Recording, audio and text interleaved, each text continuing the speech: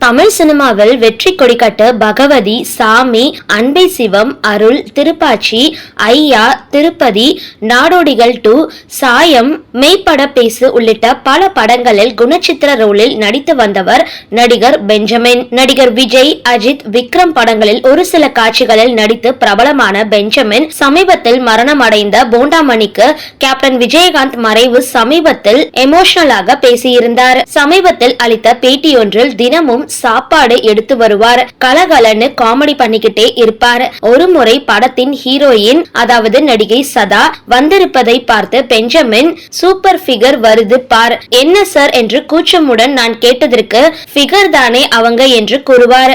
இதனை பலர் கிண்டல் அடித்த நிலையில் நடிகை சதா ஒரு நிகழ்ச்சியில் அஜித்னா ரொம்ப பிடிக்கும் என்றும் அஜித் மீது திருப்பதி படத்தின் பொழுது கிரஷ் இருந்ததாக கூறி வெக்கப்பட்டு தெரிவித்துள்ளார். இதனை பக்கத்தில் இருந்து பார்த்த நடிகை தேவயானி சிரித்திருக்கிறார். இந்த வீடியோ பிடிச்சிருந்தா லைக் பண்ணுங்க, ஷேர் பண்ணுங்க.